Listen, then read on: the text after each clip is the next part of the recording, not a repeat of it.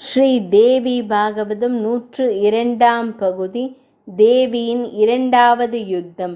பாஷ்கலனும் துன்முகனும் மரணம் அடைந்ததை கேள்விப்பட்ட மகிஷாசுரன் மிக்க ஆத்திரம் கொண்டு பலமிக்க வீரர்களை கொன்ற அப்பெண்ணை உடனே கொல்ல வேண்டும் என்று கூறி, சேனாதிபதிகளில் ஒருவனான சிசு என்பவன் அப்பெண்ணை நானே கொல்கிறேன் என்று கூறி தாம்பரன் என்ற பெரும் சேனைகளையும் அழைத்து கொண்டு தேவி இருக்கும் இடத்திற்கு சென்றான்.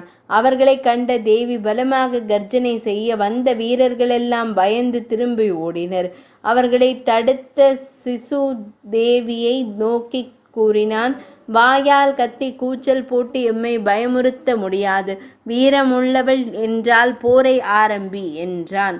அதற்காக தான் வந்துள்ளேன். அநியாயங்கள் செய்யும் மகிஷாசுரனையும் அவனோடு சேர்ந்த அசுரர் கூட்டத்தையும் அழித்து விட்டுதான் செல்வேன் என்று கூறி அம்புகளை தொடுத்தாள் அன்னை.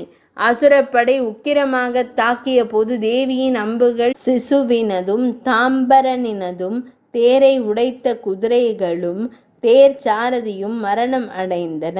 தாம்பரன் ஒரு இரும்பு உலக்கையால் தேவியின் வாகனமான சிம்மத்தை தாக்க உக்கிரம் கொண்ட தேவி அவனது தலையை வெட்டி வீழ்த்தினாள்.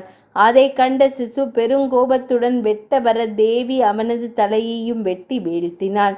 அசுர சேனாதிபதிகள் இருவரும் இறந்தமையால் தடுமாறிய போது அவற்றின் பெரும் பகுதியை தேவியின் பாணங்கள் துரத்தி கொன்றன. 102ஆம் பகுதி நிறைவடைந்தது.